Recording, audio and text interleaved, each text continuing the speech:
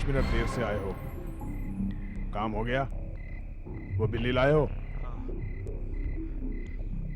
पैसे कहाँ हैं? पैसे वो मैं नीचे गाड़ी में छोड़ आया हूँ। गाड़ी में क्यों? मैं अपनी जान पर खेलकर बिल्ली लाया और तुम? 25 करोड़ का मामला है। कोई बीच में आ गया तो भागना पड़ेगा पैसे छोड़कर, इसीलिए नीचे गाड़ी में छोड़ आया। अब टाइम वेस्ट मत करो, वो बिल्ली जल्दी से मुझे दो।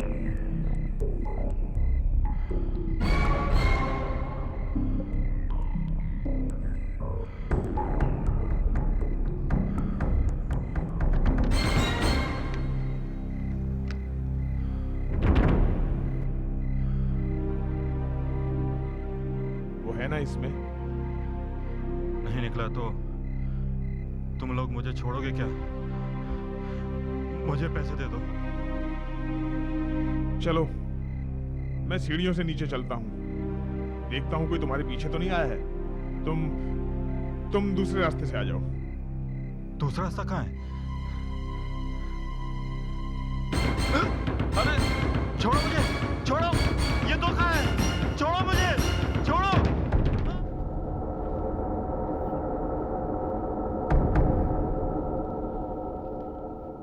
हाँ, बिल्ली मुझे मिल गई है, मगर मैं जैसे ही पैसे देने जा रहा था ऊपर से कूद गया बेचारा। मेरे सामने लेटा है, भगवान से बातें कर रहा है। हाँ, कल सुबह 11 बजे बिल्ली मुझसे ले लेना। हाँ, पल्लवी, कोलाबा, 11 बजे। ओके, मैं अभी खिसक रहा हूं यहां से।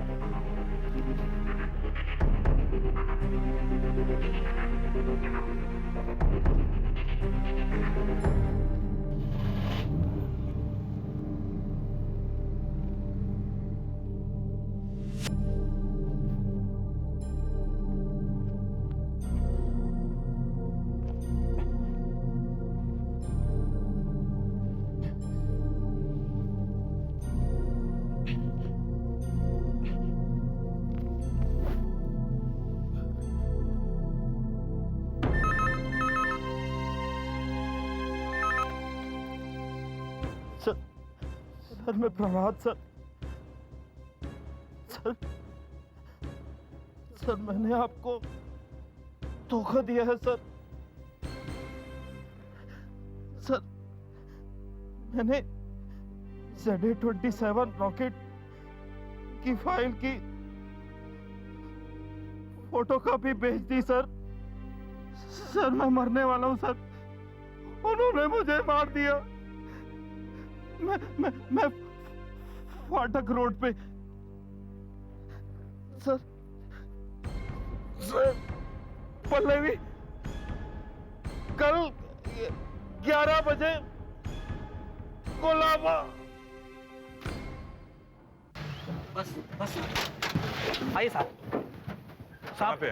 लाश वहां पड़ी थी साहब। तुम्हारे यहाँ रहते लाश कैसे आ गई? साहब मैं यहाँ का वॉचमैन नहीं हूँ, मेरी ड्यूटी सामने की बिल्डिंग में साहब, और इस बिल्डिंग में कोई रहता नहीं साहब, खाली पड़ी साहब। तो फिर तुम यहाँ क्यों आए? साहब मुझे एक चीख सुनाई पड़ी और फिर मैं साहब ये लाश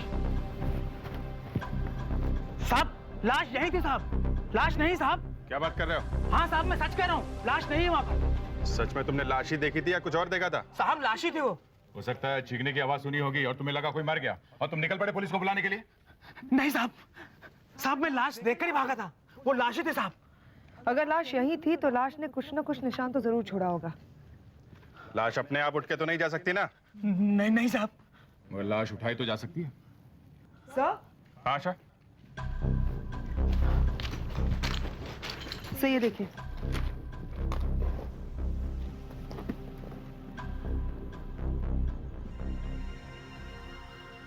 खून ताजा है। हाँ। एक ही जगह क्यों गिरा है और इतना थोड़ा सा? मतलब घाव से नहीं निकला है? अगर बिना घाव के कैसे मरा?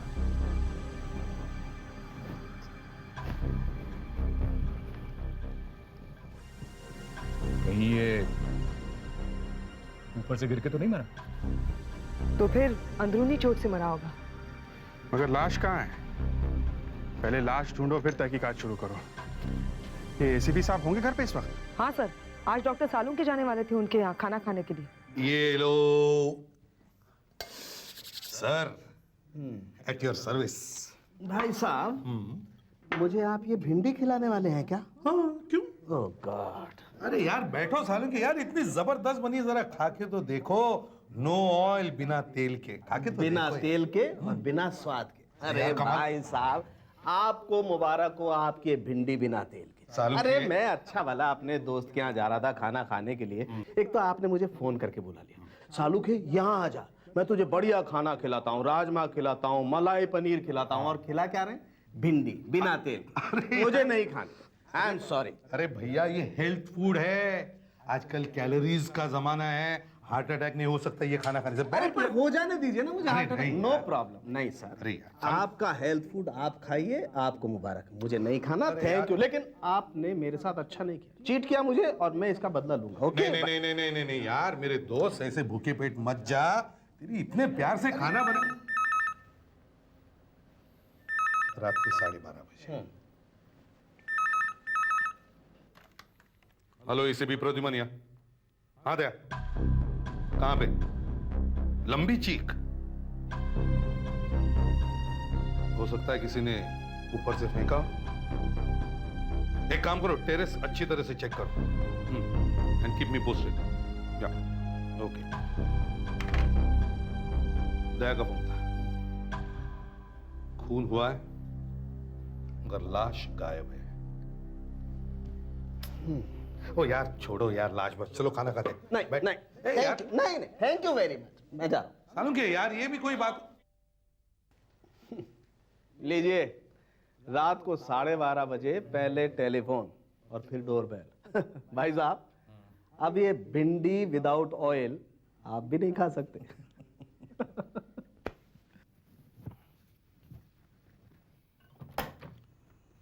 क्या है?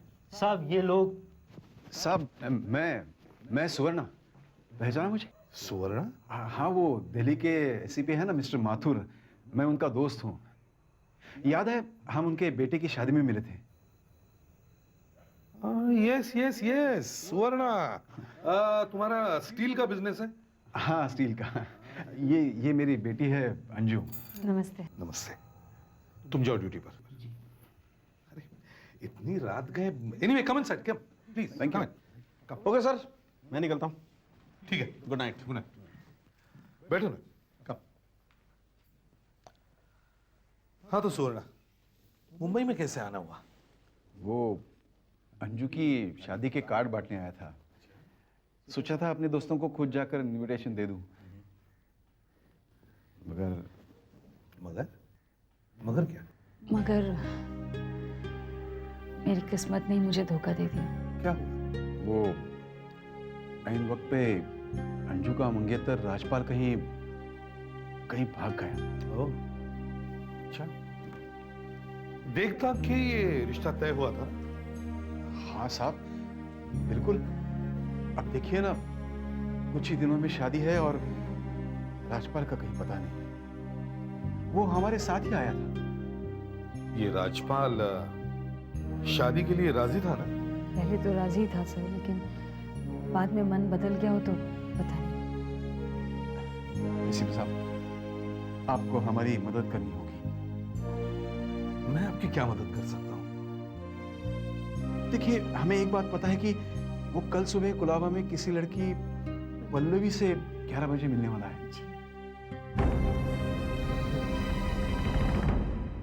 कांस्टेबल, ये कार किसकी है? ये जो लोग अंदर गए हैं उनकी है साहब। सर वो लोग जब वापस लौटेंगे तब आप उनके साथ चले जाइए हाईवे तक, मतलब उधर से आपको रिक्शा और टैक्सी दोनों मिल जाएंगे। आइडिया तुम्हारा बुरा नहीं है। तुम एक काम करो, आसपास देख लो, अगर टैक्सी मिल जाती है तो ठीक है, नहीं तो फिर यही करेंगे। ठीक है साहब, लेकिन साहब आप यहाँ से कहीं जाइएगा नहीं। अरे भाई बोल रहा हूँ ना, नहीं जाऊंगा। लाओ तुम्हारी गन दे दो मुझे। नहीं साहब, इसकी जरूरत नहीं है, मैं देख के आता हूँ। हाँ ठीक है, मैं जम जाता हूँ यहीं। जी साहब।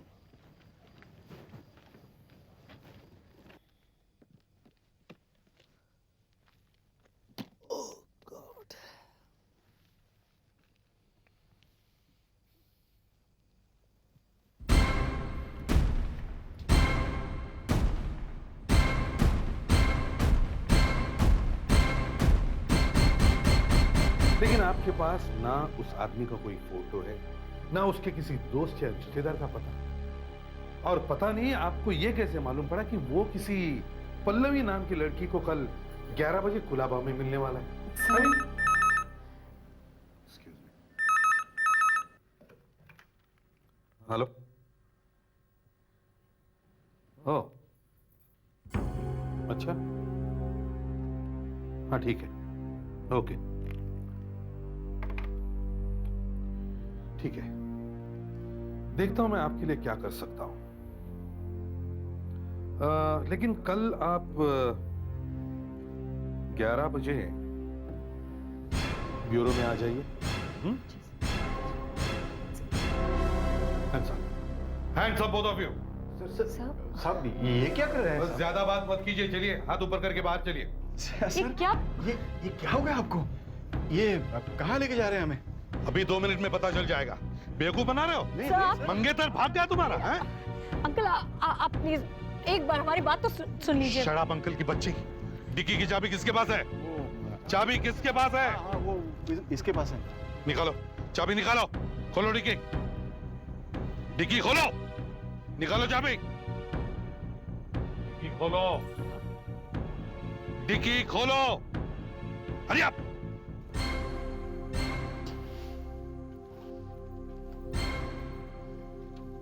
खोलो डिक्की। थैंक यू सालुंके, सही वक्त पर देख लिया तुमने। अब डिक्की खुले तो पता लगे क्या निकलता है। खोलो डिक्की।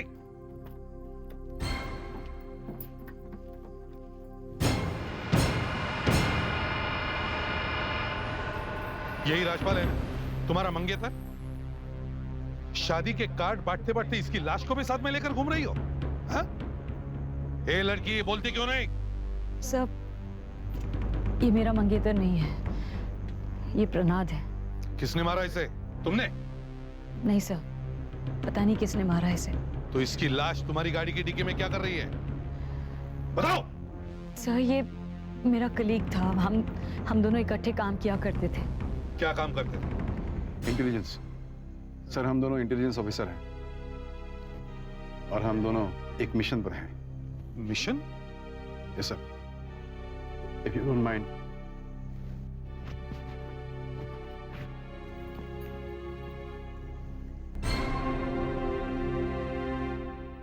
सर प्रनाद एक अच्छा ऑफिसर था, पता नहीं दुश्मन ने उस पर कैसे काबू पा लिया। बिक गया? सर उसने एक टॉप सीक्रेट फाइल की फोटो खींची और वो बेच दी। क्या था उसमें?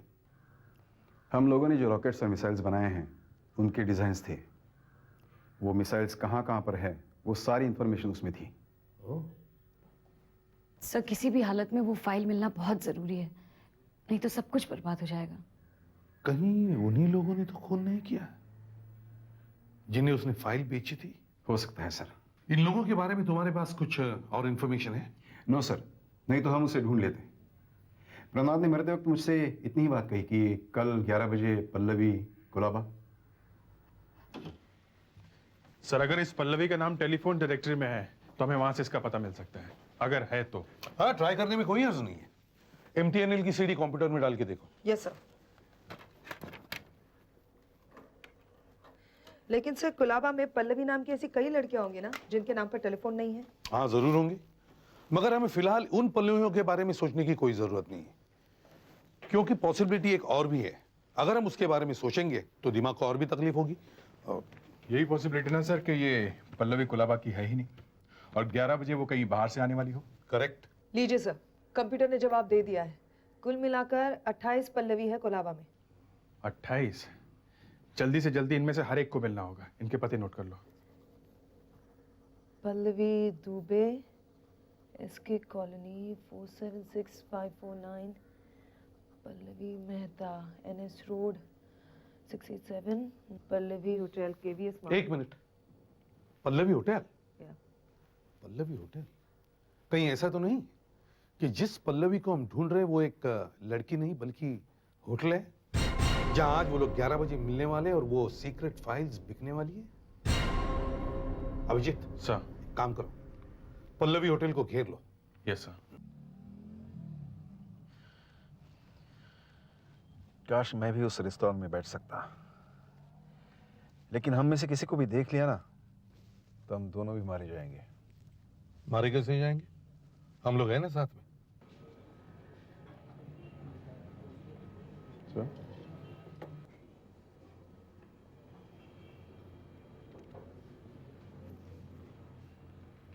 सब मेरी समझ में नहीं आ रहा है, जब उन लोगों को यहाँ 11 बजे पल्लवी में मिलना था तो प्रनाथ को वहां जाने की क्या जरूरत थी? मैं भी यही सोच रहा था। सर, तो वो आदमी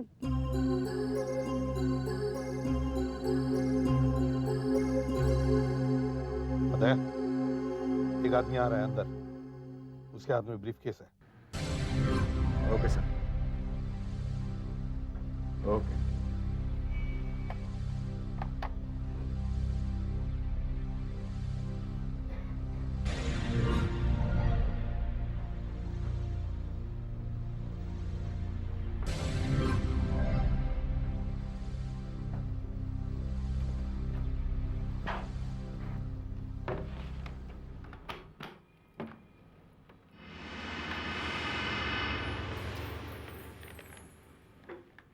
बेटा, इसमें उस आदमी के ब्रीफकेस में पिस्टल है।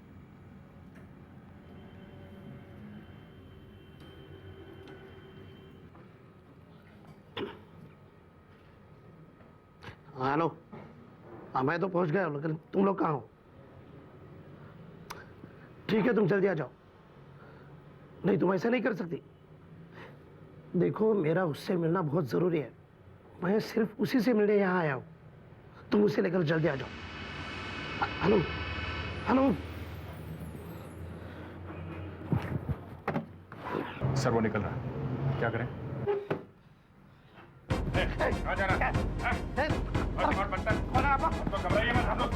छोड़ दीजिए मुझे। ठीक है, बहुत जल्दी है। सर, इस बैग में गन है।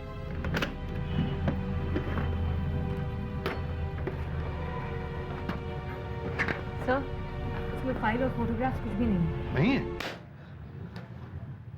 ये नकली गन है, एयर गन ही है। और नहीं तो क्या सब, ये गन मैंने मेरे बेटे के लिए लाया है। सब एयर गन रखना गलत चीज है क्या? सब आज मेरे बेटे का जन्मदिन है, उसके लिए मैंने ये लाया है सब।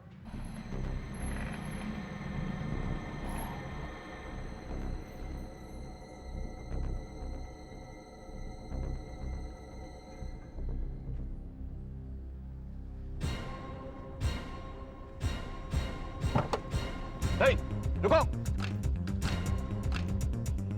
रुको, रुको, रुको।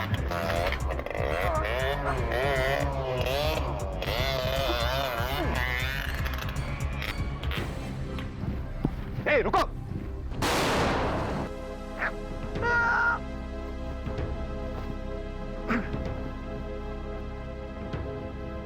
बोलना, बोलना, बोलना क्या हुआ? एम्बुलेंस बुलाओ जल्दी, जल्दी एम्बुलेंस बुलाओ। Hello, ambulance. सोलना, जल्दी बोलो। सोलना, सोलना। एम्बुलेंस का कोई फायदा नहीं। ऐसे भी अब मैं बचूंगा नहीं। लेकिन फोटो सब ढूंढ निकालने। सोलना, फोटो किसी गलत हाथ में नहीं पड़ने चाहिए। फोटो जो ढूंढ निकाल।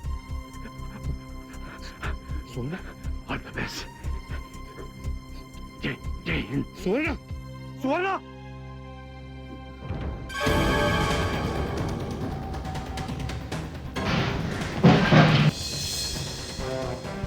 रुक जाओ, नहीं तो गोली चला दूंगा। रुक जाओ।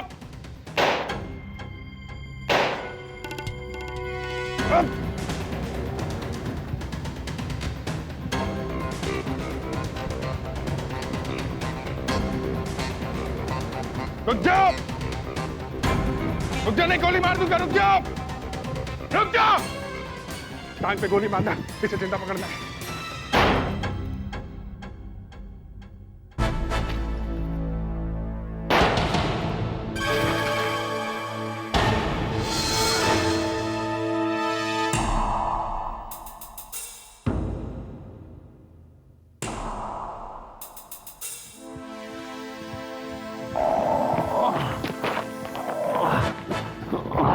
फोटोज कहाँ हैं?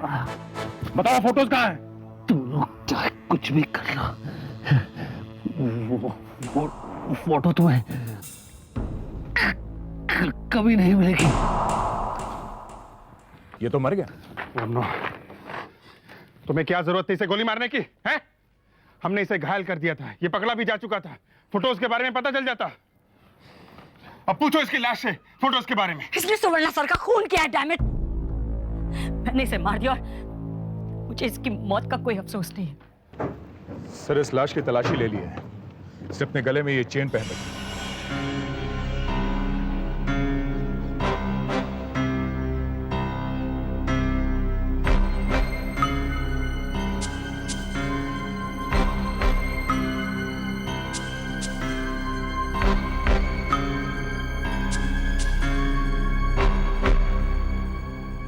ये तो जहर है, लगता है साइनाइड है।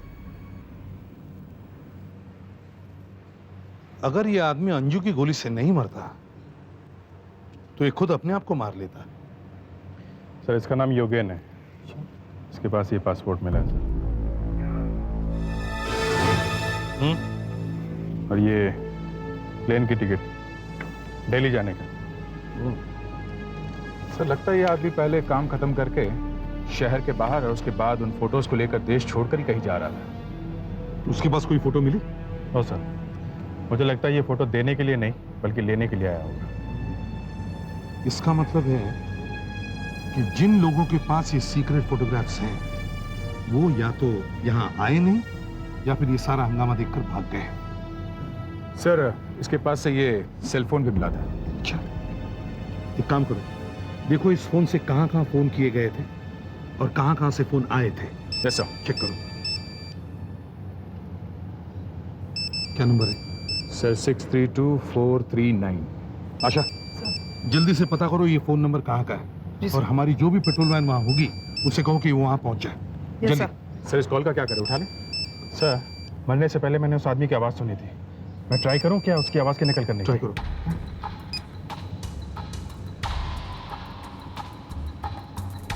हाँ, कहाँ पर?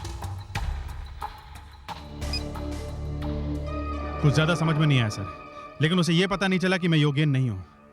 वो कह रहा था कि फोटोज ऐसे खुले में लेके घूमना खतरनाक है और कह रहा था वहीं मिलेंगे जहां हमेशा मिलते हैं। कौन सी जगह पे? झील के उस पार। झील के उस पार? Sir I am very sure ये किसी तरह का कोड है। ये तो पता चल ही रहा है, लेकिन इसका मतलब क्या हो सकता है? और किसी भी हालत में 4 बजे तक हमें इसका पता लगाना ही होगा, वरना ये फोटोज हमारे हाथ से गए समझो। डॉक्टर साहब आप क्या कहते हैं? भाई झील के उस पार कोई कोड हो भी सकता है, लेकिन सच सच पूछो तो मेरे भेजे में इस वक्त कुछ नहीं आ रहा। सोचो डॉक्टर साहब, सोचो, हमारे पास वक्त बहुत कम है। अपने दिमाग के घोड़े जल्दी जल्दी दौड़ाओ जरा।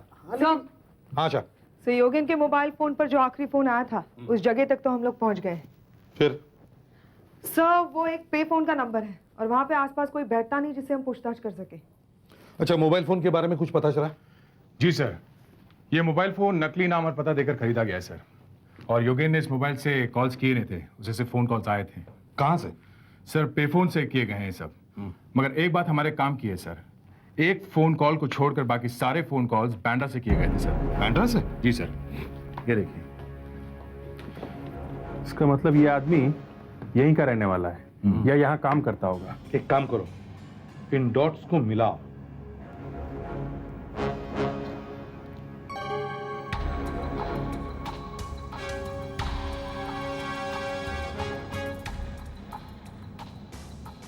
हो सकता है ये आदमी यहां बीच में रहता है और वहां से वो चारों तरफ फोन करने के लिए जा सकता है। अच्छा, इसके आसपास क्या क्या है? सर आसपास एक स्कूल है, कॉलेज है, एक पार्क है सर, बहुत सारी दुकानें हैं और सेंट्रल लाइब्रेरी है सर। हो सकता है ये दोनों पार्क में मिलते हो। इस पार्क के पास कोई झील है क्या? झील तो नहीं है, पर एक तालाब है सर जहां पर बोटिंग क्लब बना हुआ है। ये पार्क और लाइब्रेरी बड़ी अच्छी जगह है मिलने के लिए, लोग आते जाते रहते हैं, बड़े आराम से फाइल एक हाथ से दूसरे हाथ जा सकती है। बिल्कुल। दया, तुम फ्रेडरिक्स और सुधाकर पार्क में जाओ, मैं अभिजीत और आशा लाइब्रेरी में जाते हैं।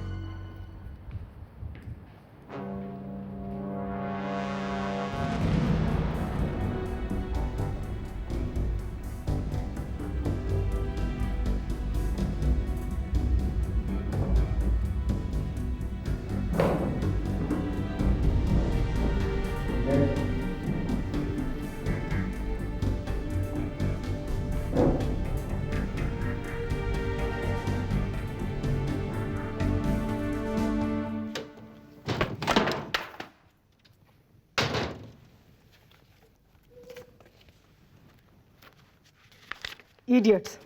जी, आपने मुझसे कुछ कहा? नहीं सर, आपसे कुछ नहीं कहा। देखिए ना, कुछ लोगों को किताब पढ़ने की भी तमीज़ नहीं है। देखिए, इस किताब के 3-4 पन्ने पार दिए हैं, पूरी किताब खराब हो गई। आप ऐसे लोगों को किताबें देना बंद कर दीजिए। अब मैं आपसे क्या बताऊं सर, कभी कभी इस किताब में ऐसी चीज़ें मिल जाती हैं कि मैं आपको क्या बताऊं। चेक्स, लव लेटर्स और कभी कभी पैसे भी मिल जाते हैं। जैसे किताब नहीं हुआ, कोई स्टोर रूम हुआ। कहीं वो फोटोग्राफ ऐसे किसी किताब में तो नहीं? झील के उस पार। बाय द वे मैडम, आपके पास कोई ऐसी किताब है, झील के उस पार नाम की? मुझे पता नहीं है सर, आप लाइब्रेरियन से पूछ लीजिए। Okay, thank you.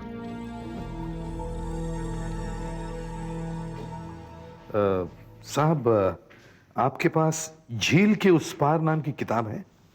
नहीं, ऐसी कोई किताब नहीं है हमारे पास, सॉरी।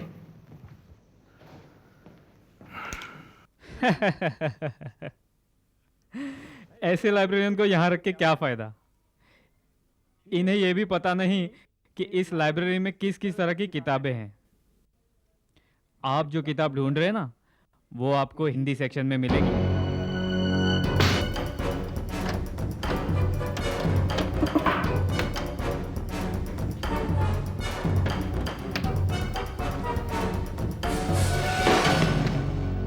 झूठ बोलना अच्छी आदत नहीं है, और पुलिस वालों के साथ झूठ बोलना सेहत के लिए हानिकारक होता है, समझे? ये क्या? अभिजीत, अच्छा पकड़ो उसे। बस बस, खेल खत्म तुम्हारा।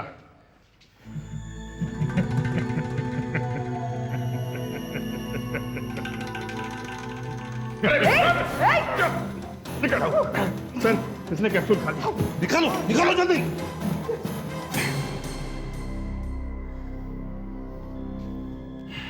Date sir.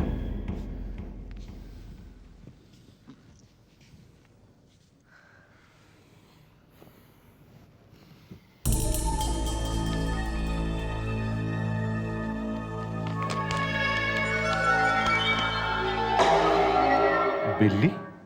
सर, उन सीक्रेट फोटोग्राफ्स का राज जरूर इस बिल्ली की तस्वीर में है, लेकिन इस तस्वीर का मतलब क्या है? मुझे लगता है ये बिल्ली उन स्पाइस का कोई सिंबल है, या फिर सर किसी कंपनी का लोगो भी तो हो सकता है। सर, क्योंकि ये तस्वीर हमें लाइब्रेरी में मिली है, आई एम वेरी श्योर इसका राज भी उसी लाइब्रेरी से मिलेगा। लाइब्रेरी से? हाँ सर, वो जनक लाइब्रेरी में ही काम करता था। हो सकता है उसने वो सीक्रेट फोटोज लाइब्रेरी की किसी किताब में छुपा दिए हो, और उस किताब को पता करने के लिए उसने ये बिल्ली की तस्वीर बना दी हो सकता है किसी किताब के कवर पर ऐसी बिल्ली बनी हो। ठीक है अभिजीत, तुम और आशा जाके लाइब्रेरी में चेक करो, और दया वर्ल्ड बुक में देखो देखो कोई ऐसी तस्वीर है कि नहीं। बिल्ली की तस्वीर? जी हाँ, बिल्कुल ऐसी ही तस्वीर ढूंढ रहे हैं आप। जी, इस बारे में कुछ मदद कर सकती हैं आप हमारी? देखिए सर, मैं इस लाइब्रेरी में काम जरूर करती हूँ, लेकिन मैंने यहाँ की सारी किताबें नहीं पढ़ी है, और मुझे नहीं पता कि ये तस्वीर आपको कहाँ पर मिलेगी। हाँ, अगर आप चाहे तो सारी किताबें आपके सामने हैं, खुद ही ढूंढ लीजिए। सर इसमें तो सारी जिंदगी निकल जाएगी। करना तो पड़ेगा ही। चलो शुरू हो जाओ।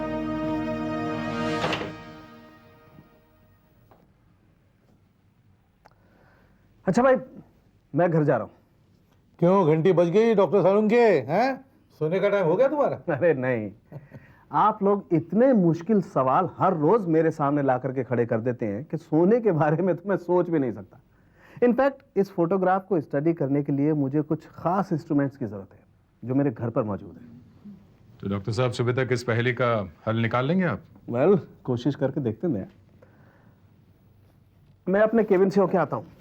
अरे सालूम के, चलो ठीक है, वक्त भी हो चुका है। वैसे भी तस्वीर तो डॉक्टर सालूम के अपने घर लेके जा रहे हैं, हम भी अपने घर चलते हैं। ठीक है।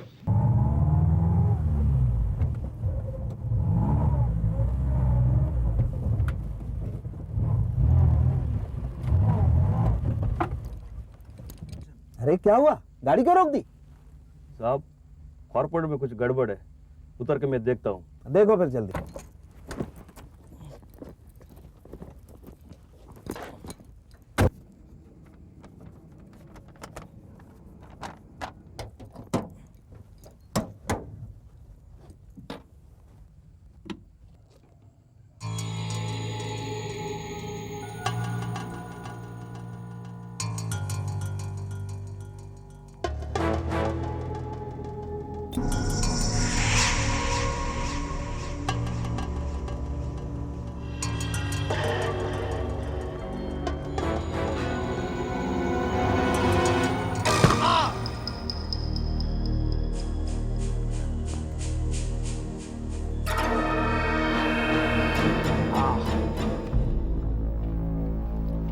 हाँ दया, सोलंकी कहाँ है? सुंदर आईसीयू में। डॉक्टर ने कुछ बताया?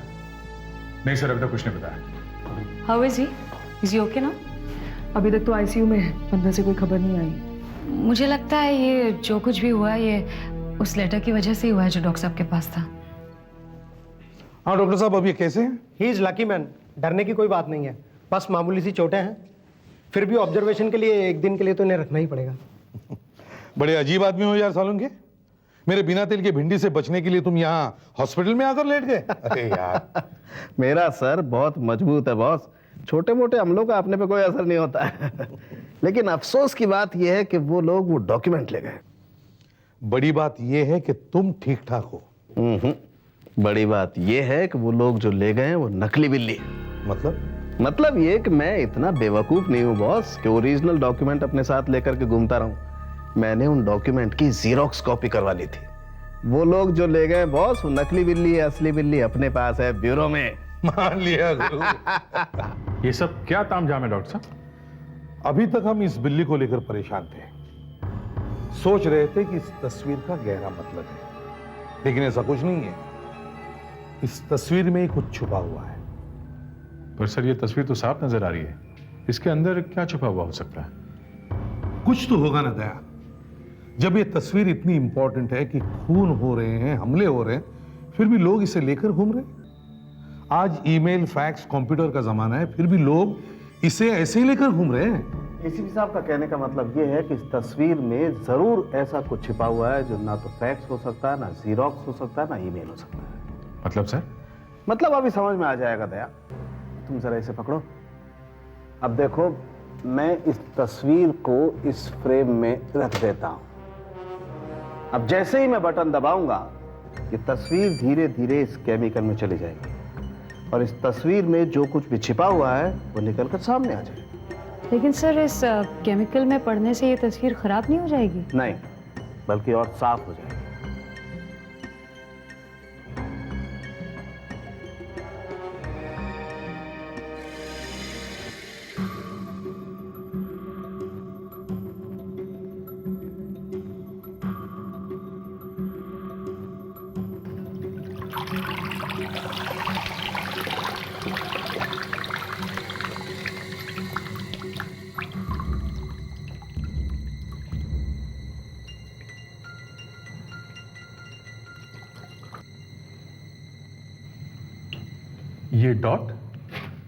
ये डॉट क्या है?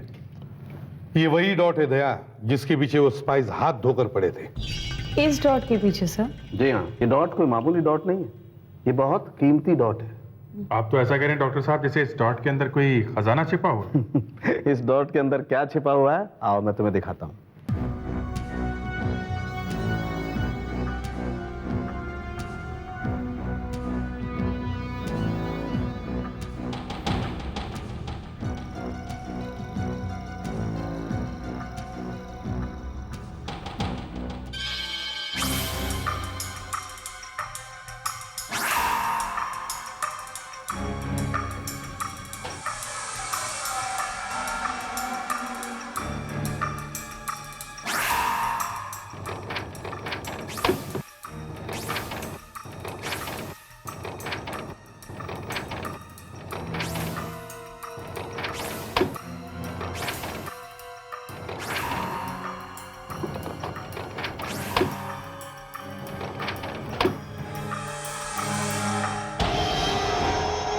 My God, missile!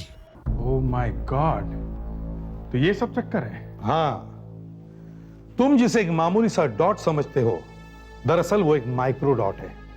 एक ऐसी टेक्नोलॉजी जिसमें तुम अपने इंफॉर्मेशन को इतना छोटा कर सकते हो कि देखने वाले को लगे कि वो सिर्फ एक डॉट है। मगर जब उस डॉट को ठीक तरह से बड़ा किया जाए, तब पता चलता है कि ये क्या बला है। वर्ल्ड वॉर 2 में इन डॉट्स का जासूसी के लिए बहुत इस्तेमाल किया जाता था। यानी सब प्रहलाद ने उन सीक्रेट डॉक्यूमेंट्स की तस्वीर पहले खींची और फिर उन्हें माइक्रो डॉट्स में बदलकर उन्हें बेच डाला? जी हाँ, क्यों? तुम्हें विश्वास नहीं होता? हाँ, पर बड़ा बड़ा अजीब लग रहा है ये सब। तुम्हें तो अजीब नहीं लगना चाहिए। क्यों? मतलब यह कि तुम अच्छी तरह से जानती थी कि प्रणाद ऐसा क्या क्या कर रहा था और उसमें तुम उसका साथ दे रही थी। साहब आप कैसी बातें कर रहे हैं साहब? आप भूल रहे हैं कि मैं एक इंटेलिजेंस ऑफिसर हूँ। प्रणाद भी एक इंटेलिजेंस ऑफिसर था, मगर गद्दार निकला और देश को धोखा देने में तुमने उसकी मदद की थी। साहब क्या कह रहे हैं? मैंने उसकी कोई मदद नहीं की थी। हम लोगों के सिवा सिर्फ तुम थी जिन्हें मालूम था कि डॉक्टर सालुंखे वो दिल्ली की तस्वीर लेके अपने घर जा रहे हैं। उन्हें हासिल करने के लिए तुमने उन पर हमला करवाया था। मगर अफसोस तुम्हारा प्लान फेल हो गया, क्योंकि उस दिन डॉक्टर सालुंखे ओरिजिनल नहीं बल्कि जेरॉक्स कॉपी लेके जा रहे थे। इनका पर्स चेक करो। साहब आप how can you do it, sir? I'm an intelligence officer. You just can't do this. Keep quiet. देखिए आप ये देखिए सब। क्यों? ये वही जेरॉक्स कॉपी है ना जो तुमने डॉक्टर सालुंखे से चुराई थी? अब बोलो मिस अंजू, तुम गद्दार हो या नहीं? देश के सीक्रेट कितने में बेच रही थी? बताओ। मैं और प्रणाद मिलकर काम कर रहे थे। हम दोनों ये सीक्रेट डॉक्यूमेंट जनक को 25 करोड़ में बेचने वाले थे। जनक दुश्मन देश के साथ काम करता था, लेकिन उसने पैसे देने के बजाय प्रणाद का खून कर दिया। मरने से पहले प्रणाद ने सुवर्णा को फोन करके बता दिया था कि उसने देश के साथ गद्दारी की। उस दिन पल्लवी होटल के बाहर योगेन आप लोगों के हाथ लग गया, इसलिए मुझे उसे मारना पड़ा।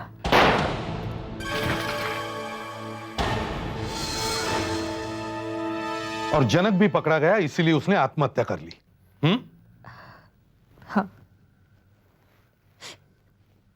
बस मुझसे एक गलती हो गई।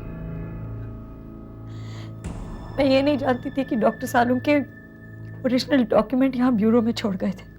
अगर तुम्हारे बारे में पहले ही पता चल जाता ना, तो सुवर्णा की जान बच जाती। अब तुमको और उस माइक्रोडॉट को दिल्ली में इंटेलिजेंस के हवाले कर देंगे हम। वो तय करेंगे तुम्हारे साथ क्या करना है। अगर मेरे हाथ में होता ना, तो तुम्हें फांसी की सजा अभी सुना देता।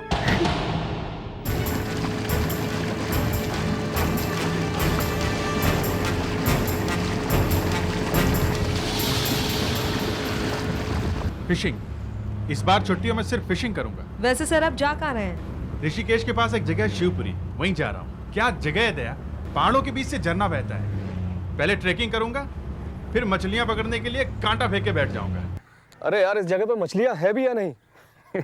लगता है पूरा दिन ऐसे ही निकल जाएगा। तू क्या सोचता है मछली तेरा इंतजार कर रही है यहाँ पर? थोड़ा सब्र रख यार।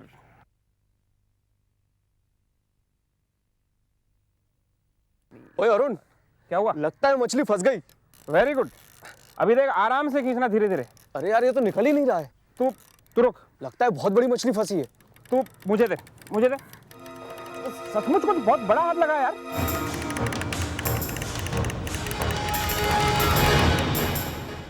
वापस कब आओगे? यही 10 दिन में आ जाऊंगा। ओके, 10 दिन में। यानी कुछ काम होगा तो मैं तुम्हारे मोबाइल पे फोन कर दूंगा। हाँ जरूर करना। वैसे एक बात बता दूं, जहां मैं जा रहा हूं वहां मोबाइल फोन काम नहीं करता। तुम चाहे कितनी कोशिश कर लो, मेरी छुट्टी बर्बाद नहीं कर पाओगे दया। अच्छा।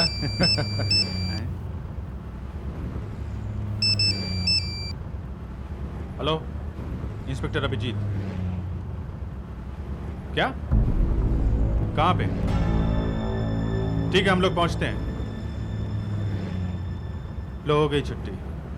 गाड़ी पंचशील लेक ले लो, वहां एक लाश मिली है।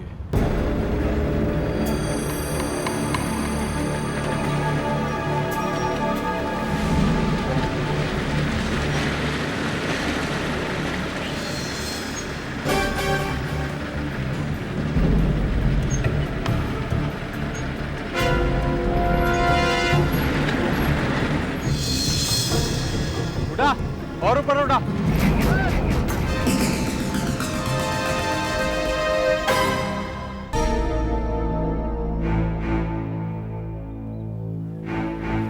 क्या लगता है डॉक्टर साहब? अभिजीत, किसी ने सर पे जोर से मार कर खून किया है। खून करने का टाइम क्या होगा? कल रात 10-11 बजे के करीब। और खून करके किसी ने लाश को तुरंत पानी में फेंक दिया। अच्छा हुआ हमें समय पर खबर मिल गई, वरना लाश पहचानना बहुत मुश्किल होता। भाई वे तुम तो छुट्टियों पर जाने वाले थे ना? अरे जाने वाला था डॉक्टर साहब, पर अब क्या। अभिजीत आ दे। लाश के पास से ये 2 चीजें मिली हैं। ये शराब पीने का परमिट जिसपे नाम और पता लिखा हुआ है, रविंद्र कात्रे, 12 बसंत अपार्टमेंट, बसानी रोड, खार वेस्ट। और दूसरा ये टोकन।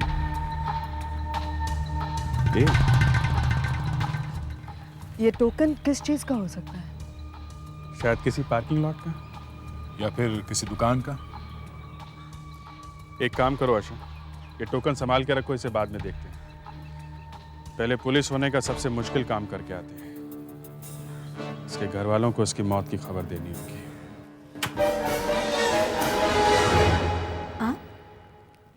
आप लोग? मिसेस कात्रे? जी हाँ, मैं शिल्पा कात्रे। वो आपके पति की तस्वीर है?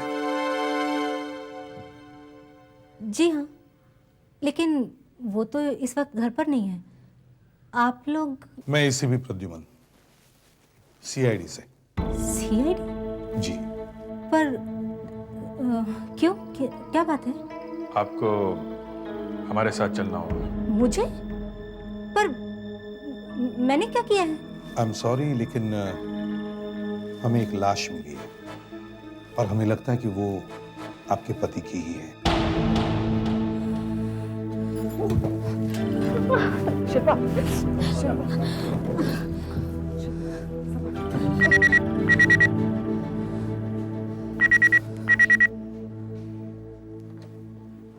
हेलो। रविंदर कहाँ है तू? पूरी रात तेरा। देखिए ये रविंदर नहीं है। आप कौन बोल रहे हैं? मैं उसका बॉस। आप कौन? मैं इंस्पेक्टर अभिजीत, सीआईडी से। रविंदर की मौत हो चुकी है। क्या? एक बात बताइए। Hello hello. शिल्पा, रविंदर के ऑफिस से फोन था।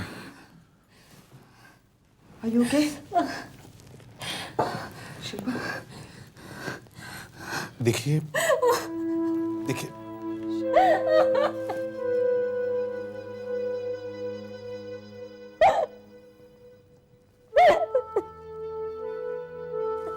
देखिए, आई एम सॉरी,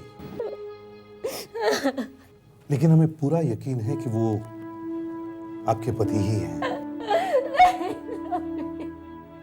आपको हमारे साथ उनको पहचानने के लिए चलना होगा। बस अभी नहीं, जब आप चाहेंगे तब चलेंगे। पर ये सब हुआ कैसे? उनका खून हुआ है। खून? जी हाँ, मुझे पता है ये सही वक्त नहीं है, लेकिन हमें आपसे कुछ सवाल पूछने हैं।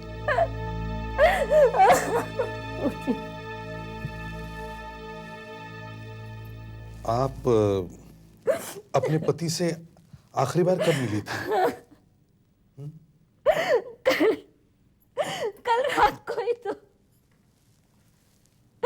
ना, उनकी नाइट शिफ्ट थी ऑफिस में। उन्होंने खुद मुझसे कहा था कि मैं सुबह होते ही आ जाऊंगा, ऐसा कहा था। कहाँ काम करते थे वो? वो टर्मैक इन्वेस्टमेंट में सिक्योरिटी ऑफिसर है।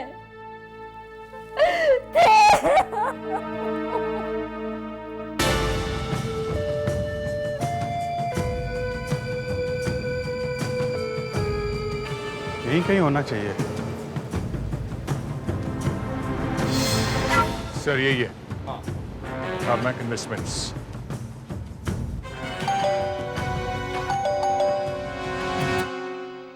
कौन है आप? क्या काम है? हम लोग सीआईडी से हैं। कंपनी के मालिक से मिलना है।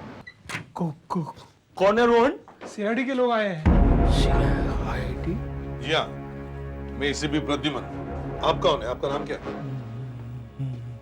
महेश। अभी थोड़ी देर पहले मेरी आपसे फोन पे बात हुई थी ना? मुझसे? जी हाँ, आपने रविंदर के यहाँ फोन किया था, मगर बीच में फोन काट दिया था आपने। हाँ वो आप लोगों ने बात ही कुछ ऐसी की थी कि लेकिन रविंदर सचमुच जी हाँ, उनकी मौत हो गई है। किसी ने उनका खून किया है। खून? आपका क्या बिजनेस है मिस्टर महेश? वो हम लोग इन्वेस्टमेंट काउंसलर से। आप कौन है? मैं पार्टनर हूँ इस कंपनी का, रस्तोगी। हम लोगों को ये बताते कि उनका पैसा किस किस जगह पर कैसे कैसे लगाना चाहिए जिससे उनका फायदा हो। आप तीनों इन्वेस्टमेंट काउंसलर हैं? हाँ। लगते तो नहीं है सर। कल रात रविंदर अपने घर से ये कहकर निकला कि उसे ऑफिस में कुछ काम है। क्या आपका ऑफिस रात में भी खुला रहता है? कभी कभी होता है सर। एक्चुअली कल काम का लोड ज्यादा था इसलिए कल रात को था। एक्चुअली लोगों के पैसों का मामला है ना सर, इसलिए एक सिक्योरिटी गार्ड हम रखते हैं और रविंदर हमारा सिक्योरिटी गार्ड था सर। पर क्या?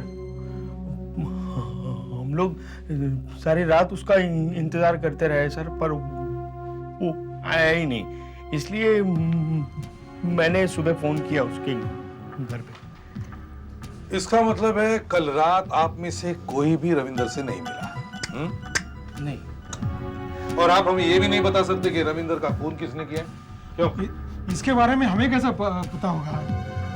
आपने अपने ऑफिस में टेलीफोन के लाइंस काफी ले रखे हैं, मगर फोन सिर्फ एक ही लगा रखा है। ऐसा वो हमने अभी भी ऑफिस यहाँ पे शिफ्ट किया है। अभी ऑफिस का बहुत सारा सामान आना बाकी है और सारे फोन कनेक्शन भी मिले हैं ना अभी तक। ठीक है मिस्टर महेश, इस मामले में आप अगर हमारी कुछ मदद करना चाहें तो मुझे इस नंबर पर फोन कीजिए, ये मेरा कार्ड है। ओके।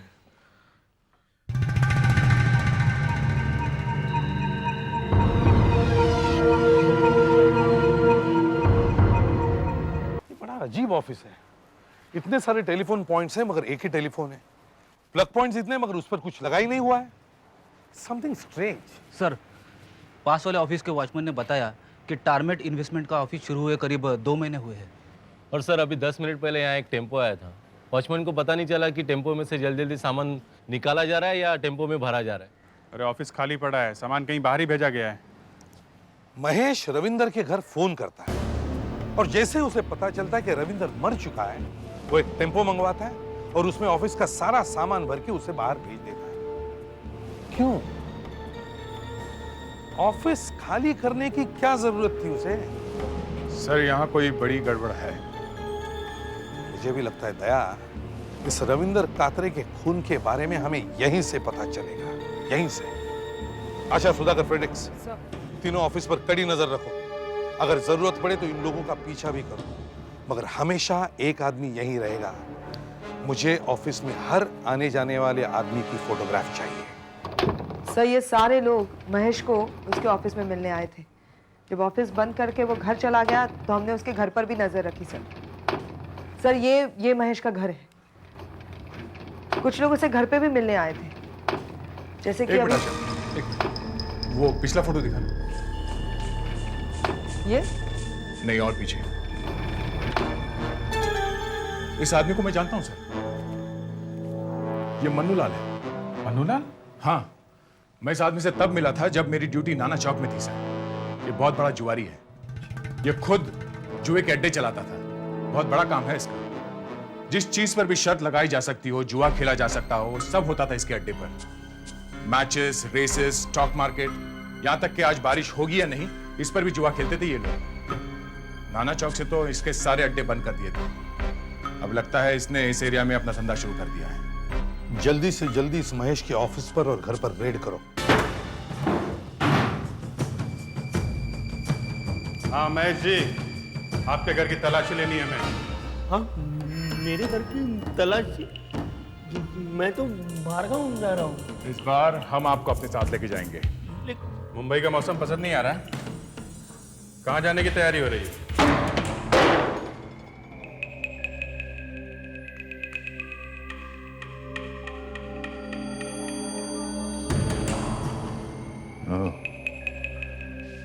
Computer set, telephones.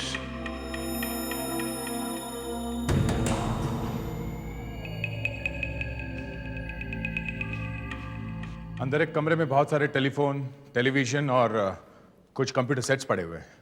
जरूर इन लोगों ने ये सब टारमैक इन्वेस्टमेंट के ऑफिस से लाकर यहाँ रखा है।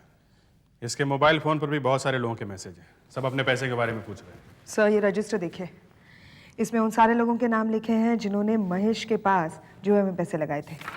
तो मिस्टर महेश, ये है तुम्हारा असली धंधा, लोगों से पैसे लेके जुए का अड्डा चलाते हो हैं? अब सारा माल अंदर करके शहर छोड़ के भाग रहे हो। सब मेरी जान बचा के भाग रहा था सब। क्या बताऊं, मैं बहुत बड़ी मुसीबत में हूँ साहब। कैसी मुसीबत? मैं मानता हूँ साहब, मैं जुए के अड्डे में काम करता हूँ, लेकिन ये बड़े तालाब में साहब मैं छोटी मछली हूँ। बड़ी मछली तो वो मन्नू लाल है साहब। हाँ साहब, वो मन्नू लाल है ना साहब, बड़े बड़े लोगों के पास बैटिंग करवाता है और सारे पैसे वसूल करने का काम वो रस्तों की और रोन करते हैं साहब। और ये सारे पैसे इकट्ठा करके ले जाने का काम वो रविंदर करता था। जिस दिन रविंदर का खून हुआ उस दिन भी वो पैसे लेके मन्नू लाल के पास जा रहा था। हाँ साहब, वो क्रिकेट मैच चल रहा है ना, बैटिंग का सीजन भी अच्छा है ना साहब, तो वो जा रहा था। कितने पैसे थे उसके पास? वो थे साहब 97 लाख। 97 लाख रुपए? हाँ साहब, जिस किसी ने भी रविंदर का खून किया ना साहब, वो तो उसको लूट कर चला गया, लेकिन मुझे बर्बाद करके चला गया साहब। अब वो मन्नू लाल और सारे लोग मेरे पास पैसे मांग रहे साहब, मैं कहाँ से लाऊं साहब? इसका मतलब रविंद्र कात्रे का खून 97 लाख रुपए के लिए हुआ है। झूठ बोल रहे हैं आप लोग। एक मरे हुए आदमी पर इतना गंदा इल्जाम लगाते हुए आप लोगों को शर्म नहीं आती? देखिए, हम कोई इल्जाम नहीं लगा रहे हैं। जिन लोगों के लिए रविंद्र काम करता था उन्हीं लोगों ने हमें ये सब बताया है। मैं नहीं मानती। मेरे पति एक शरीफ आदमी थे। वो एक इन्वेस्टमेंट कंपनी में काम करते थे, किसी जुए के अड्डे पर नहीं। ये इन्वेस्टमेंट कंपनी तो सिर्फ एक दिखावा था। असल में आपके पति जुए के पैसे एक जगह से दूसरी जगह पहुंचाने का काम करते थे। आप क्या समझते हैं? आप ये बात कहेंगे और मैं मान जाऊंगी? अगर ये बात सच होती तो क्या हमारी इतने सालों की शादी में मुझे ये बात पता नहीं चलती? अगर आपको मेरी बात पर यकीन नहीं है तो आप जाकर उनके दोस्तों से पूछिए, आपको पता चल जाएगा कि वो कहाँ काम करते थे। शिल्पा जी देखिए, आप हमारी बात आराम से सुनिए। नहीं, आप मेरी बात सुनिए। मेरे पति एक शरीफ आदमी थे। उन पर इतना गंदा इल्जाम लगाने से ज्यादा अच्छा ये होगा कि आप लोग जाकर उनके खूनी को ढूंढें। महेश, मैं तुझे छोड़ूंगा नहीं। एक तो तुम मेरे पैसे खा गए, अभी मेरे पीछे पुलिस लगा दी। ये तूने अच्छा नहीं किया है। मैंने क्या किया? अच्छा, अरे क्या किया मैंने? ये शायरी तुम तक अपने आप पहुंची है। क्यों, आपस में सलाह वला हो गई? क्या सोचा है तुमने? सच सच बताओगे या नहीं? क्यों? अब हमारे धंधे के बारे में आपको सब पता चल ही चुका है। अब और क्या जानना चाहते हैं आप? यही कि रविंद्र कात्रे का खून किसने किया है? ये हमें क्या पता? सिर्फ आप लोग जानते थे कि रविंद्र कात्रे अपने साथ 97 लाख रुपए लेके जा रहा है। हो सकता है पैसों की लालच में आप में से ही किसी ने। ये आप क्या कह रहे हैं सर? रविंद्र तो पैसे लेके मेरे पास आ रहा था, तो फिर मतलब मैं उसे क्यों मारूं? मैंने किसी का खून नहीं किया है। हाँ, आज तक किसी खूनी ने कहा है कि मैंने खून किया है? अभी तो हम तुम लोगों को जुए के अड्डे चलाने के जुर्म में अंदर कर रहे हैं, मगर बहुत जल्दी तुम में से एक खून के जुर्म में जेल जाएगा। ले जाओ इन्हें। सर हम लोग तालाब के आसपास पूछताछ कर रहे थे कि शायद किसी ने खूनी को लाश तालाब में फेंकते हुए देखा हो। क्या पता चला? सर वहाँ के लोगों से तो कुछ पता नहीं चला, पर वहाँ के पुलिस स्टेशन में किसी सोहन मिस्त्री ने कंप्लेंट लिखवाई है जो शायद हमारे काम आ सके। सोहन मिस्त्री? एफआईआर में जो लिखवाया है वे बोल देता हूँ। 18 तारीख की रात को मैंने जोरों से एक मोटर की आवाज़ सुनी। मोटर की? कार। मैंने बाहर आके देखा तो एक सफ़ेद मारुति कार सीधी मेरे घर की ओर चली आ रही थी। मैं घबरा गया कि इतनी रात गए कौन हो सकता है। इतने में उस कार वाले ने अपनी कार सीधी मेरी फेंस में ठोक दी, मेरी फेंस तोड़ डाली और चला गया। वो आपने कार का नंबर नोट किया था ना? क्या है वो? MA0135। लास्ट के 2 नंबर में नहीं पढ़ सका था। आपको उस कार वाले का पता चला क्या? नहीं, उस कार वाले के बारे में अभी तक कुछ पता नहीं चला। जिसने मेरी फेंस तोड़ी है ना, उसको मैं छोड़ूंगा नहीं, एक एक पाई वसूल करूंगा, कह देता हूँ। हाँ, इनके घर के पास में से एक लाश मिली है, उसके बारे में इन्हें कुछ नहीं मालूम, बस अपने फेंस की चिंता हो रही है। सुधाकर सर, फेंस की फोटोग्राफ लो। Okay sir. अब वो मारुति कार ढूंढनी होगी। MH0135। बाकी के 2 नंबर पता नहीं है, लेकिन वो 2 नंबर 00 से 99 के बीच का ही होंगे ना। सारे नंबर चेक करके देखते हैं उनमें से कितनी सफ़ेद मारुति कार है। बस ये केस तो बहुत जल्दी सॉल्व हो गया। अभी आप छुट्टी पे जा सकते हो। इस बार तो मैं निकल जाऊंगा। दया, गाड़ी मिल गई? Yes sir. सर MH013500 से 99 तक सिर्फ 5 सफ़ेद मारुति गाड़ियाँ, उनमें से ये एक है सर। ये गाड़ी रस्तोगी की है। अच्छा, तो यही गाड़ी है सर। ये गाड़ी हम रस्तोगी के घर से लेकर आ रहे हैं। अरे ये तो मेरी गाड़ी है। आप लोग मेरी गाड़ी के साथ क्या कर रहे हैं? रस्तोगी, बहुत जल्दी पकड़े गए तुम। क्या मतलब? मतलब ये कि पैसों के लिए तुमने रविंदर का खून किया और फिर उसकी लाश पानी में फेंक दी। ये आप क्या कह रहे हैं? हाँ, और जब तुम लाश फेंक कर वापस आ रहे थे तो तुम्हारी गाड़ी एक फेंस से टकरा गई। किसी ने तुम्हारी गाड़ी का नंबर लिया और तुम पकड़े गए। मेरी गाड़ी पूरी रात गैराज में खड़ी थी, मेरे बिल्डिंग में, और मैं घर से बाहर गया ही नहीं। देखो, झूठ बोलने से अब कोई फायदा नहीं है। सीधे सीधे ये बताओ कि वो 97 लाख रुपए कहाँ है जो तुमने रविंदर को मारकर उसके पास से चुराए थे। मैंने कोई पैसे नहीं चुराए, मैंने किसी का खून नहीं किया है। अरे कोई मुझे फंसाने की कोशिश कर रहा है। पर कोई तुम्हें ही फंसाना क्यों चाहता है? होगी कोई दुश्मनी, लेकिन मैं सच कह रहा हूँ, मैंने किसी का खून नहीं किया। नहीं, ये गाने का बंद करो, समझे? बाद में सबकी पोल खुलकर सामने आती है। अरे अभिजीत, अनुर साहब, प्रेडिक्स ले जाओ इसे। अरे साहब, मैं सच कह रहा हूँ साहब। बॉस, मुझे लगता है इस बार हमसे कोई गलती हो गई। क्या मतलब? मतलब ये कि ये आदमी सही कह रहा है, कोई इसे वाकई फंसाने की कोशिश कर रहा है। दरअसल खूनी कोई और है। डॉक्टर साहब, आप ये साबित करने की कोशिश क्यों कर रहे हैं कि इस गाड़ी में रविंदर की लाश तालाब में नहीं फेंकी गई थी? और तुम ये साबित करने की कोशिश क्यों कर रहे हो कि यही वो गाड़ी है? डॉक्टर साहब, ये मानने के पीछे कई सारी वजह हैं। तो मैं भी कोई हवा में बात नहीं कर रहा हूँ। सोहन ने अपनी आंखों से इस गाड़ी का नंबर नोट किया था कि नहीं? अभिजीत, कई बार आंखों से देखी बातें गलत साबित होती हैं। डॉक्टर साहब, मुझे लगता है कि आप जानबूझकर इस केस को उलझाने की कोशिश कर रहे हैं। नहीं, मुझे लगता है तुम जानबूझ करके इस केस को जल्दी से जल्दी निपटाना चाहते हो ताकि अपनी छुट्टियों पर जा सको। क्या बात कर रहे हैं? सालुंखे, अभिजीत, दोनों शांत हो जाओ। यार सालुंखे, तुम ये कैसे कह सकते हो कि ये वो गाड़ी नहीं है? बताता हूँ। इसके लिए मुझे एक हथौड़ी चाहिए। सुधाकर सर। हथौड़ी मेरे सिर पे मारेंगे क्या? नहीं, अपने सर पे मारूंगा। ये लीजिए सर। अभिजीत,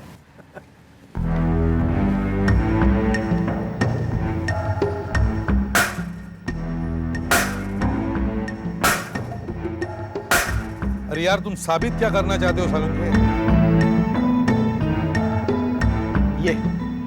ये देखिए, जब मैंने इस हथौड़ी को इस फेंस पे मारा तो इस फेंस का पीला कलर इस हथौड़ी पर लग गया और इस फेंस पर भी निशान पड़ गया। हाँ तो? अभिजीत, तुम अच्छी तरह से जानते हो, जब दो चीजें फोर्स के साथ एक दूसरे से टकराती हैं तो दोनों पर असर होता है।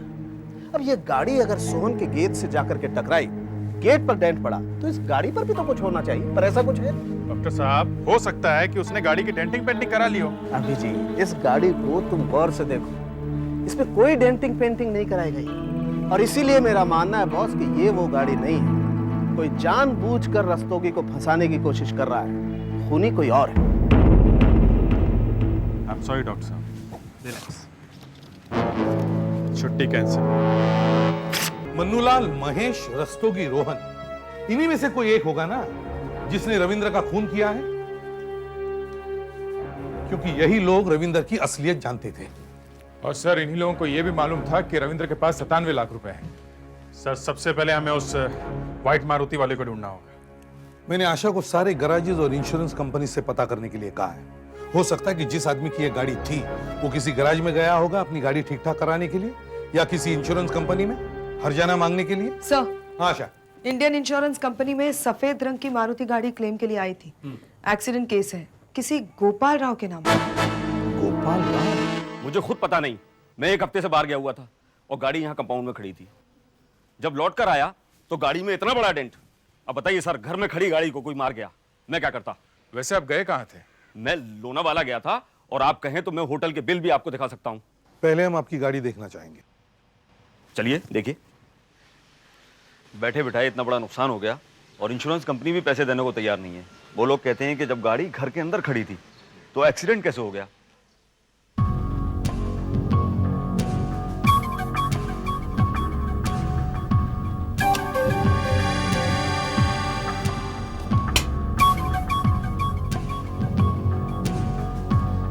बस डेंट तो एकदम साफ दिखाई दे रहा है, पेंट भी उतरा हुआ है। मुझे तो लगता है यही गाड़ी है। हाँ सर, नंबर प्लेट के स्क्रू बहुत लूज है सर। लगता है नंबर प्लेट बदली गई है। इससे तो लगता है कि किसी ने गाड़ी चुराई और फिर रस्तोगी की नंबर प्लेट इस पर लगा दी और अपना काम खत्म करने के बाद गाड़ी यहाँ वापस लाकर खड़ी कर दी। मैंने आपसे पहले ही कहा था कि मुझे फंसाया गया है। कौन फंसाना चाहता है आपको? महेश, रोहन, मन्नूलाल? हाँ? इन तीनों के अलावा और भी तो कोई हो सकता है। और कौन? आप लोगों के अलावा और कौन जानता था कि रविंद्र अपने साथ इतने सारे पैसे लेके जा रहा है? रविंद्र की पत्नी जानती थी इस बारे में? नहीं, कुछ मालूम नहीं। वो अपने बीवी के साथ ज्यादा बातें नहीं करता था। हाँ, मगर क्या? उसका किसी रोजी नाम के लड़की के साथ चक्कर चल रहा था। ये आपको कैसे पता? ओ, रविंद्र एक बार शराब के नशे में धुत था, तब उसने उसका जिक्र किया था, पर फिर वो बात टाल गया। इस रोजी के बारे में और क्या जानते हो तुम? वो शायद किसी जुए के अड्डे में काम करती है। जुए का अड्डा? हाँ। सर, रविंद्र की लाश से ये टोकन मिला था। कहीं ये टोकन किसी जुए के अड्डे का तो नहीं? दया सर, अपने इन्फॉर्मर से इस टोकन के बारे में पता करो। हम लोग रविंद्र की पत्नी को जाकर मिलते हैं, देखते हैं वो रोजी को जानती है या नहीं। नहीं, मैंने ये नाम पहले कभी नहीं सुना। और आखिर आप लोग कर क्या रहे हैं? आप मेरे मरे हुए पति को बदनाम करने के पीछे क्यों पड़े हुए हैं? पहले आप लोगों ने कहा था कि वो किसी जुए के अड्डे में काम करते हैं, और अब आप कह रहे हैं कि इस औरत के साथ उनका कोई रिश्ता था। आखिर आप लोग साबित क्या करना चाहते हैं? हम सिर्फ आपके पति के खूनी तक पहुंचना चाहते हैं। हाँ, तो फिर पहुंचिए ना उनके खूनी तक। लेकिन मेरे पति के बारे में ऐसी बातें मत कीजिए प्लीज। वो मुझे कभी धोखा नहीं दे सकते थे। देखिए शिल्पा जी, हम खुद ये सब कह नहीं रहे, ये सब हमें रस्तोगी ने बताया है। एसीपी साहब, किसी मरे हुए आदमी पर कीचड़ उछालना बहुत आसान होता है, क्योंकि मरे हुए लोग वापस जवाब नहीं दे सकते। चलो। हेलो सर, मैं दया बोल रहा हूँ। हाँ दया। सर, शोकन का पता चल गया है, जुआ खेलने के काम आता है। अच्छा। हाँ सर, सायन के अंबर क्लब का है सर। ठीक है, तुम वहां पहुंचो, हम वहीं पहुंचते हैं।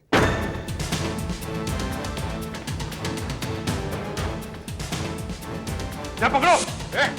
बोलो तुम, क्या है भाई, क्या चाहिए? क्या चला था? अरे नहीं साहब, ये तो मैं क्या ये? बता, ये क्या? अरे ये तो सब क्या ये? सब चीजें बाहर को सजाने के लिए, सच्चे वाला है, मैं कुछ खेलता नहीं साहब। झूठ बोल रहा तू? मारो मत साहब, गलती हो गई, आगे से नहीं करूंगा। रोजी यहाँ काम करती है? अब काम करती थी, लेकिन वो तो यहाँ से नौकरी छोड़कर कल ही चली गई। इसे पहचानते हो? साहब, मैं इसका नाम तो नहीं जानता, लेकिन हाँ, ये यहाँ आता बहुत था। रोजी इसे जानती थी? सर, ये तो मुझे नहीं मालूम, लेकिन हाँ, ये रोजी पर फिदा था। ये यहाँ जुआ खेलने कम और रोजी से मिलने ज्यादा आता था। ये रोजी रहती कहाँ है? सर मुझे नहीं पता। बताओ। नहीं पता। बताओ।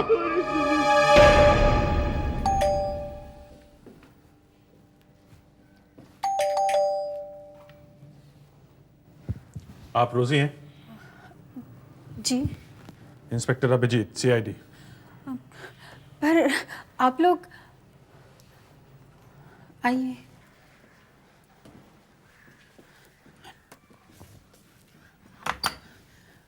कहिए कैसे आना हुआ? आप इन्हें जानती हैं?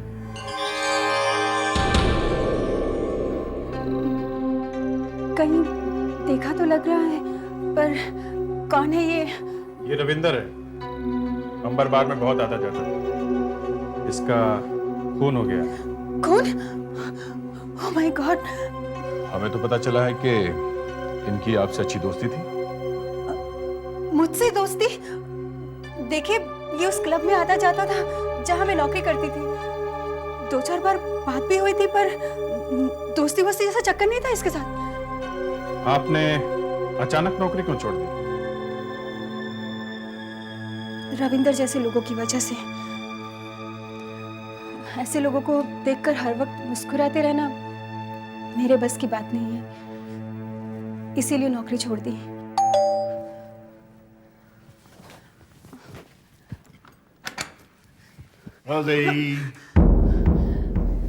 सीआईडी के लोग हैं ये। अरविंद। मेरा मंगेतर। हम दोनों की बहुत जल्दी शादी होने वाली है। देखिए मैं एक अच्छे घर से हूँ, बस पैसे की तंगी के कारण थोड़ा टाइम क्लब में नौकरी करनी पड़ी। तो फिर रविंद्र कात्रे का खून किसने किया होगा? रोजी ने? हो सकता है सर, रोजी और रविंद्र की सच में दोस्ती हो। रविंद्र ने उस 97 लाख रुपयों के बारे में रोजी को बताया होगा। पैसों के लालच में आकर रोजी ने ही रविंद्र का खून कर दिया। सर ये भी तो हो सकता है कि रविंद्र की पत्नी शिल्पा ने ये खून किया हो। शायद वो ये जान गई हो कि रविंद्र का रोजी के साथ चक्कर चल रहा था।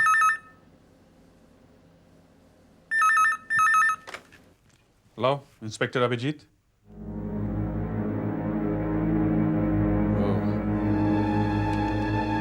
सर लगता है ये खून शिल्पा ने नहीं किया। मैं रविंदर के बिना नहीं रह सकती, इसलिए मैं आत्महत्या कर रही हूँ। हटिए प्लीज, हटिए हटिए हटिए हटिए। चलो पीछे आइए, पीछे आइए, चलो।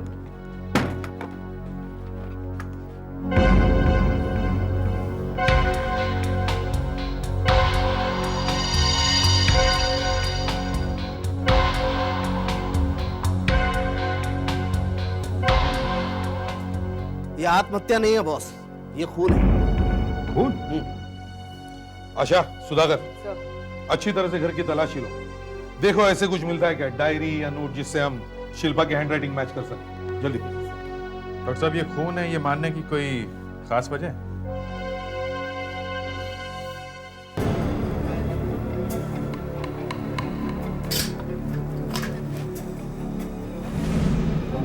अभिजीत आओ। एक क्या कर रहे हो? 1 मिनट में आपको बताता हूँ ये खून कैसे है। भैया इसे पकड़ो, आप इसे पकड़िए। अब इसे आहिस्ता से खींचिए। संभाल के। हाँ कुछ नहीं होगा, आहिस्ता से खींचिए। गुड। अब देखिए अगर हम इसे जोर से खींचते तो अभिजीत की गर्दन पे चारों तरफ इस दुपट्टे के निशान बने थे। और अगर इस लड़की ने आत्महत्या की होती और ऐसे लटकी होती तो शरीर का सारा वजन यहां आता, और इसलिए इसके सिर्फ यहां दुपट्टे के निशान होते, यहां नहीं। और ये नॉट थोड़ी सी ढीली हो जाती लटकने की वजह से। राइट? अब आप इस लड़की को देखिए, इसकी ये नॉट एकदम टाइट है, हाँ? और इसकी गर्दन पर ये देखिए चारों तरफ दुपट्टे के निशान। राइट? इसीलिए बॉस ये आत्महत्या नहीं है, ये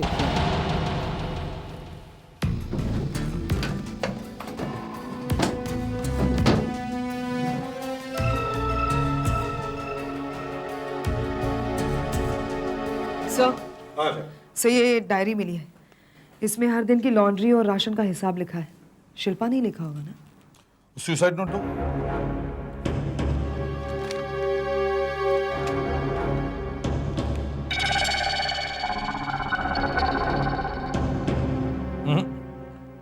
ये दोनों राइटिंग एक दूसरे से बिल्कुल नहीं मिलती। इसका मतलब है ये नोट शिल्पा ने नहीं लिखा था, ये काम उस खूनी का ही है। लेकिन सर खूनी हो कौन सकता है? जिन पर भी हमें शक है वह सब पकड़े जा चुके हैं। सब नहीं आशा, कोई एक तो है जो खुला घूम रहा है। रोजी, रोजी को ब्यूरो में लेकर आओ।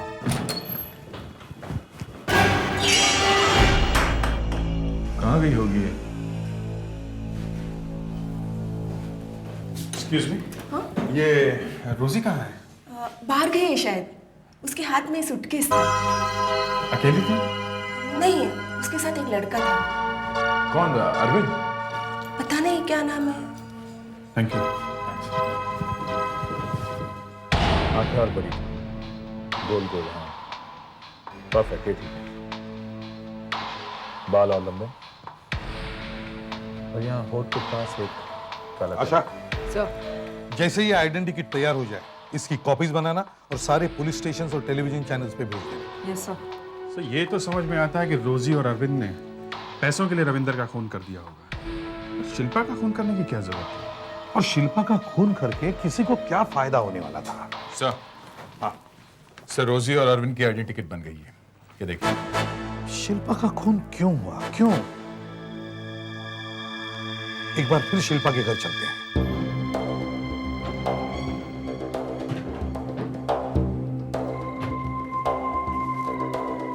सर, हाँ दया, सर बड़ी अजीब बात है, पूरे घर में शिल्पा और रविंद्र का एक भी फोटोग्राफ नहीं है। अच्छा? और सर ये देखिए, यहाँ पर जो फोटोग्राफ था वो भी निकाला गया है। हाँ।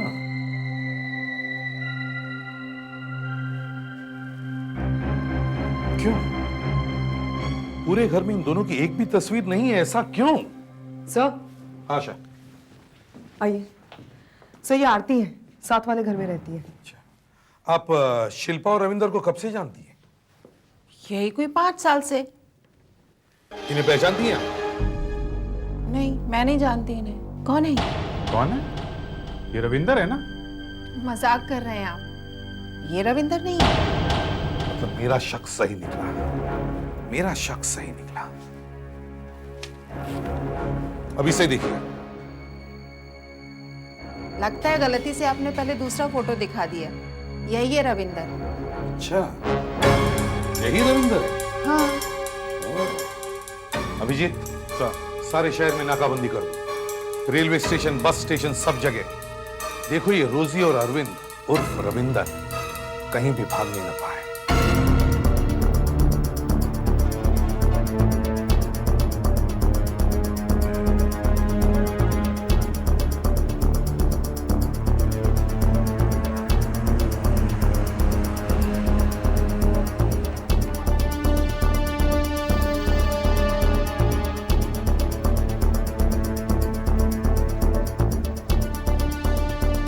एक कोल्हापुर का टिकट दो।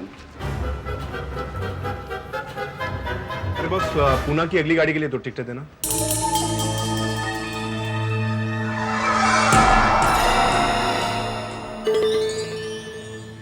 सर 2 घंटे के लिए कोई बसेस नहीं है, सारी बसेस फुल हो गई है। अच्छा, किसी भी बस में 2 सीट्स तो होंगी ना? देखिए ना प्लीज। नहीं साहब।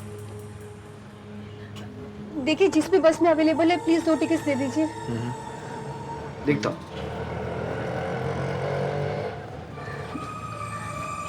रविंदर मुझे बहुत प्यास लग रही है, कहीं चल के जूस पिए। यहाँ कोई कैंटीन भी नजर नहीं आ रही। Sir 2 tickets. सर कैंटीन वहाँ पे है, वहाँ पे आपको जूस मिल जाएगा। ठीक है।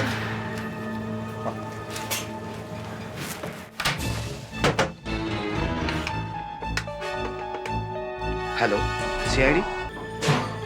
बैठने की जगह भी नहीं। रविंदर मुझे बहुत डर लग रहा है,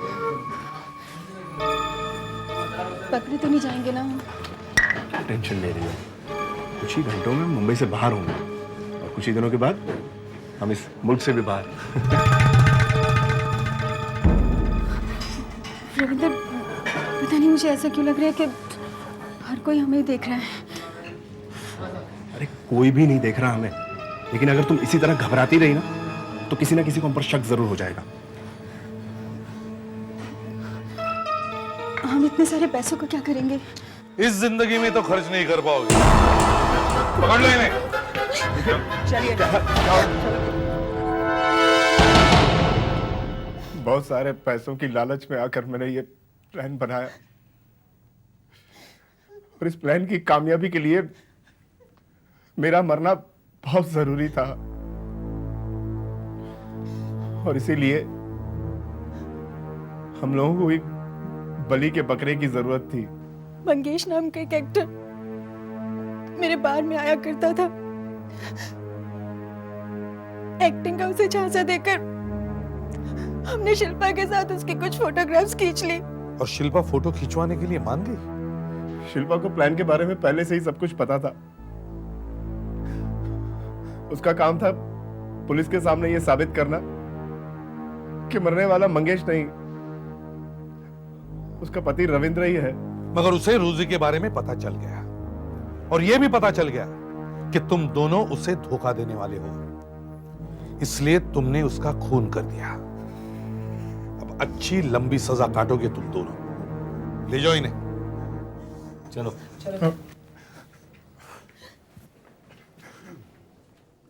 केस तो सॉल्व हो गया। अब तुम लंबी छुट्टी पे जा सकते हो। अब हाँ, अब कहाँ टाइम है सर? क्यों, क्या हो गया? ये लो। अरे डॉक्टर साहब टिकट? अरे सवाल मत पूछो, जल्दी से भागो, आधा घंटे में ट्रेन छूट जाएगी। लो। Thank you, thank you. हाँ।